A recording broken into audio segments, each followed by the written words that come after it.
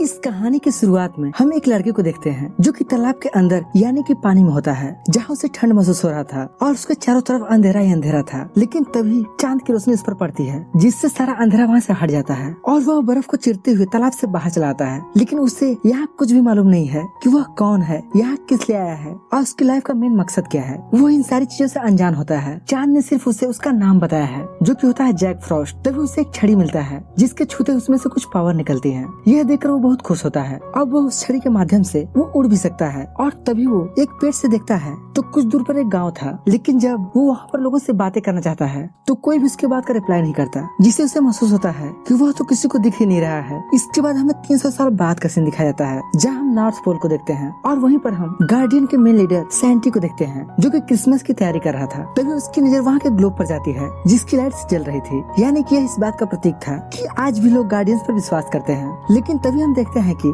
थोड़े टाइम बाद उस ग्लोब की लाइट बुझने लगती है, यानी कि बच्चों का गार्डियन से विश्वास कम हो रहा है। और तभी सेंटा को ब्लैक पिच की परछाई नजर आती है, जो कि बच्चों के अंदर डर और बुरे सपने को दिखाता है। यह देखकर सेंटा काफी परेशान हो जाता है, क्योंकि यह उसे खतरे की घंटी दिखाई देती है। तो फिर सेंटा अपने सभी गार्डियन साथियों को वहाँ पर बुलाता है, जिनमें से एक होता है ईस्टर बनी, जो कि ईस्टर फेस्टिवल के दिन बच्चों के घर कलरफुल अंडे रखने का काम करता है। और दूसरी होती है टूथ फेरी, जिसका काम था बच्चों के टूटे हुए दूध के दांत को लेकर आना और उस टूटे हुए दांत के बदले वहाँ पर एक सिक्का रखना। टूथ फेरी उन टूटे हुए दांतों से उन बच्चों की मेमोरी को हमेशा जिंदा रखते थे। और वही तीसरा है सैंडमैन, जो कि बच्चों के अंदर ऐसे सपने दिखाता है जिससे उन्हें अपनी जिंदगी में आगे बढ़ने और सच्चाई के रास्ते पर चलने का प्रोत्साहन मिलता है। उन्हें बुलाने के बाद सेंटा कहता है कि मुझे एक खतरे की घड़ी दिखाई दे रही है, क्योंकि मैंने अभी कुछ समय पहले ब्लैक पिच की परछाई को देखा है, जो कि बच्चों के अंदर डर और पूरे सपने दिखा रहा है। हमें कुछ करना होगा, नहीं तो बच्चों का हम गार्डियंस पर से भरोसा उड़ जाएगा। लेकिन उन गार्डियंस को कुछ भी समझ में नहीं आ रहा था कि वो करे तो क्या करे।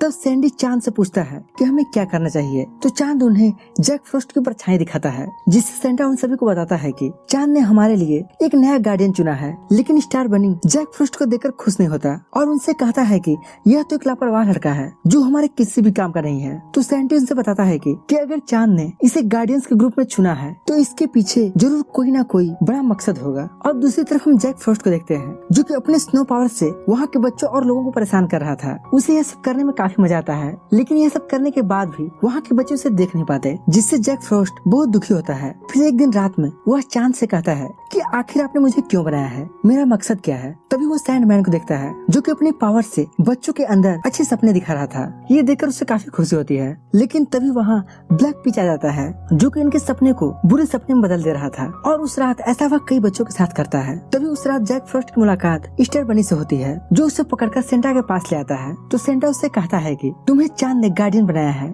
और यहाँ पर जितने भी गार्डियन हैं, उन सब के अंदर अपनी एक अलग खासियत है और एक अलग पावर है। तुम्हें अपने अंदर की पावर को समझना होगा। तो जैक फ्रॉस्ट कहता है कि मैं गार्डियन बनने के लायक नहीं हूँ, क्योंकि मेरे अंदर कोई भी पावर नहीं है। और हाँ, मुझे किसी डिसिप्लिन में रहना और किसी के ऑर्डर को फॉलो करने में कोई भी दिलचस्पी नहीं है। यह सुनकर सेंटा को अच्छा नहीं लगता और फिर उसे समझाते हुए कहता है कि अभी ब्लैक पिच से खतरा बहुत ज्यादा बढ़ गया है और इसी वजह से तुम्हें चांद ने गार्डियन बनाया है, तो तुम उसे मना भी नहीं कर सकते। तभी वहाँ पर स्टार बनी भागते हुए आता है और कहता है कि टूथ पैलेस में ब्लैक पिच ने आक्रमण कर दिया है। ये सुनते ही सभी लोग भागते हुए टूथ पैलेस जाने लगते हैं। और तभी हम देखते हैं कि ब्लैक पिच ने टूथ पैलेस से उनकी सारी नन्ही परियों को कैद कर लिया है और उन्हें अपने साथ लेकर जा रहा है। तभी उनमें से एक परी को जैक फ्रॉस्ट बचा लेता है और वे सभी जब तक टूथ पैलेस पहुँचते हैं तो टूथ फेरी उनसे कहती है कि आने में देर हो गई, क्योंकि ब्लैक पिच ने हमारी सारी नन्ही परियों को यहाँ से कैद करके ले गया और साथ ही बच्चों के दूध के दांत को भी, जिनमें उनकी सारी यादें थी। और तभी वहाँ हम ब्लैक पिच को देखते हैं, जो उनसे बताता है कि एक समय था जब सारे लोग मुझे महसूस करते थे, यानी कि मुझसे डरते थे।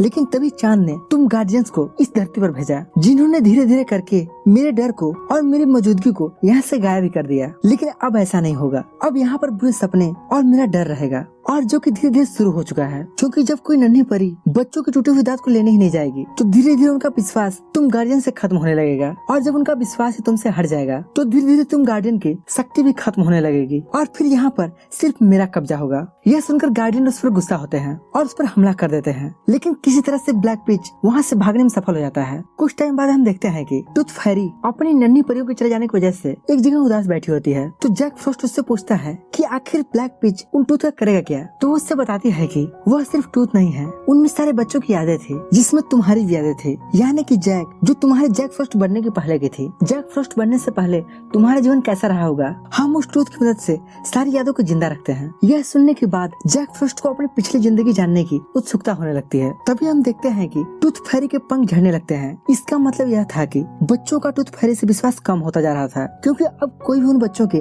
टूटे हुए दांत को लेने नहीं जा रहा था। यह सब जानने के बाद सैंडी कहता है कि अब हम सभी गार्जियन जाएंगे सभी बच्चों के टूथ को कलेक्ट करने के लिए, और फिर सभी लोग निकल जाते हैं टूथ को कलेक्ट करने के लिए, और बच्चों के तकिए के नीचे से टूथ को कलेक्ट करके उसके नीचे सिक्के या कुछ गिफ्ट वहाँ पर रख देते थे। लेकिन इसी दौरान जैक फ्रॉस्ट ब्लैक पिच को देखता है और फिर उसका पीछा करने लगता है। इसके पीछे पीछे सैंडमैन भी जाता है, जहाँ वे देखते हैं कि ब्लैक पिच ने पूरे सिटी पर कब्जा कर लिया है। उन दोनों को अकेला देखकर ब्लैक पिच उन पर आक्रमण करने के लिए आगे बढ़ता है, लेकिन तभी गार्जियंस के और भी साथी वहाँ जाते हैं और सभी लोग मिलकर ब्लैक पिच पर अटैक करने लगते हैं। लेकिन इसी बीच ब्लैक पिच अपनी पावर से सैंडमैन को कैद कर लेता है, तो उसका जवाब देने के लिए जैक फ्रॉस्ट उस पर अटैक करता है, जिससे ब्लैक पिच की जड़ हिल जाती है। लेकिन फिर भी वो सैंडमैन को बचा नहीं पाते। अब सारे लोग दुखी होकर सैंडमैन को श्रद्धांजलि देते हैं, जहाँ पर जैक फ्रॉस्ट इन सब का जिम्मेदार खुद को बताता है। तो सैंडी उसे समझाता है कि ऐसा बिल्कुल भी नहीं है, बल्कि तुमने ही तो उससे हम लोगों को बचाया है। और तभी स्टार बनी देखता है कि ग्लोब से कुछ लाइटें कम हो रही हैं। इसका मतलब यह है कि बच्चों का गार्डियन से विश्वास खत्म हो रहा था। तो उस टाइम स्टार बनी कहता है कोई बात नहीं, कल ईस्टर फेस्टिवल है और कल जाकर मैं सबके घर एक एक कलरफुल एग रख दूंगा, और जिससे उनका विश्वास फिर से बन जाएगा। और रात में जब जैक फ्रॉस्ट कहीं घूम रहा था तभी उसे खुद की आवाज सुनाई देती है, यानी कोई उसे बुला रहा था, जिसका पीछा करते हुए वो एक सुरंग के पास चला जाता है, जिसके अंदर से ही वो आवाज आ रही थी, जिसे देखने के लिए वो सुरंग के अंदर जाता है, जहाँ पर वो देखता है कि वही ढेर सारी नन्ही परियां थी जिन्हें ब्लैक पिच ने कैद करके रखा था। और वहीं पर वह ढेर सारे टूथ को भी देखता है जिसे ब्लैक पिच ने चुरा कर लाया था, और फिर वो अपना टूथ वहीं पर ढूंढने लगता है। तभी वहाँ पर ब्लैक पिच आता है और उसका टूथ खोजकर उससे कहता है यह है तुम्हारी मेमोरी, और फिर उसे अपनी भूल भुलैया घर में काफी देर तक चकमा देता है, क्योंकि उसका ये चाल था। और जब वो अपना काम पूरा कर लेता है तो आकर उसको उसकी मेमोरी यानी कि उसका टूथ वापस लौटा देता है। और फिर जैक जब ऊपर आता है तो गार्डियन उस पर बहुत गुस्सा होते हैं, क्योंकि उसकी नामौजूदगी में ब्लैक पिच ने स्टार भवन पर आक्रमण कर दिया था, जिससे उसने ईस्टर फेस्टिवल के सारे एग्स को खराब कर दिया था, जिन्हें ईस्टर फेस्टिवल में बच्चों को दिया जाना था। और जब उन्हें पता चलता है कि जैक उस समय ब्लैक पिच के साथ था तो वो उसे और भी ज्यादा डांटते हैं और कहते हैं कि जब तुम्हारी बहुत ज्यादा जरूरत थी तो उस समय तुम नहीं आए। अब हम दूसरी तरफ देखते हैं कि जब बनी और उसके सारे फ्रेंडों को ईस्टर फेस्टिवल पर कलरफुल एग नहीं मिलता तो उन्हें यकीन हो जाता है कि गार्जियन अब नहीं रहे। तो जिमी उन्हें विश्वास दिलाने के लिए कहता है कि नहीं, मैंने गार्जियंस को अपनी आंखों से देखा है, वो अभी भी है, लेकिन वहाँ कोई भी बच्चा उसकी बातों पर यकीन नहीं करता। और फिर सारे लोग अपने अपने घर जाने लगते हैं। वहीं दूसरी तरफ जैक भागते हुए अंटार्कटिका आ जाता है, लेकिन उसे वहाँ पर ब्लैक पिच मिल जाता है, जो उससे कहता है कि गार्डियंस कभी भी तुम्हारे महत्व को नहीं समझेंगे, लेकिन मैं जानता हूँ कि तुम क्या हो, तुम बस मेरे साथ आ जाओ, फिर हम दोनों मिलकर इस पूरी जहाँ पर राज करेंगे। लेकिन जैक कहता है नहीं, मैं बिल्कुल भी नहीं चाहता कि लोग डर के मारे मुझे जाने। इतना कहकर जैक वहाँ से जाने लगता है। यह देखकर ब्लैक पिच एक नन्ही परी को पकड़ लेता है और फिर उसे मारने की धमकी देता है, और फिर उसके जान के बदले जैक से उसका स्टिक मांगता है। तो जैक अपना स्टिक देने के लिए उसे तैयार हो जाता है। ब्लैक पिच स्टिक को लेते ही नन्ही परी को दूर फेंक देता है और साथ ही जैक की स्टिक को भी तोड़ देता है। और स्टिक तोड़ने के बाद जैक पर अटैक करके उसे नीचे खाई में गिरा देता है और उसकी स्टिक को भी वहीं फेंक देता है। अब कुछ समय बाद जब जैक को होश आता है तो वह देखता है कि वह नन्ही परी भी उसके पास ही है, और फिर वह नन्ही परी को अपने हाथ में लेता है। तो वह उसके जेब से उस टूथ को निकालने के लिए कहती है, और फिर वह जैसे ही टूथ को छूता है तो उसे अपनी पुरानी जिंदगी याद आने लगती है कि उसकी एक छोटी बहन थी जो दोनों साथ में खेल रहे थे। तभी उसकी छोटी बहन के नीचे का बर्फ टूटने लगता है। यह देखकर वो किसी तरह से अपनी बहन को तो बचा लेता है, लेकिन वह खुद इस तालाब में डूब जाता है। और तब उसे समझ में आ जाता है कि आखिर चाँद ने उसे गार्डियन क्यों बनाया है, क्योंकि उसने अपने जान पर खेलकर अपनी बहन की जान बचाई थी। और फिर वह जल्दी से अपनी टूटी हुई स्टिक को जोड़ने की कोशिश करता है और उसकी पावर से जल्दी वो स्टिक जुड़ जाती है। और फिर वह जल्दी से उन नन्ही परियों को छुड़ाने के लिए जाता है और वहाँ पहुंचकर उन कैद परियों को आजाद कर देता है। लेकिन वे सारी परियां अब उड़ नहीं पा रही थी, क्योंकि अब उनकी सारी शक्तियां खत्म हो चुकी थी, क्योंकि अब पृथ्वी पर सारे बच्चे गार्डियन पर विश्वास करना खत्म कर दिए थे। लेकिन अभी पूरे पृथ्वी पर जिमी था जो गार्डियन पर यकीन करता था। यह देखकर जैक सबसे पहले जिमी के पास जाता है। तभी जिमी देखता है कि वह जैक को देख सकता है। यह देखकर जैक भी बहुत ज्यादा खुश हो जाता है, क्योंकि जैक पहली बार था जो कोई जैक को देख सकता था। तभी वहाँ पर बाकी के भी गार्डियंस आ जाते हैं, लेकिन अभी वे सारे पावरलेस हो चुके थे। तभी वहाँ पर ब्लैक पिच भी आ जाता है। उसे वहाँ देखकर जैक उस पर अटैक कर देता है, लेकिन उसके सामने ज्यादा देर तक टिक नहीं पाता और नीचे गिर जाता है। वहीं ब्लैक पिच धीरे धीरे उनकी तरफ आगे बढ़ने लगता है। यह देखकर जिमी कहता है कि मुझे बहुत डर लग रहा है।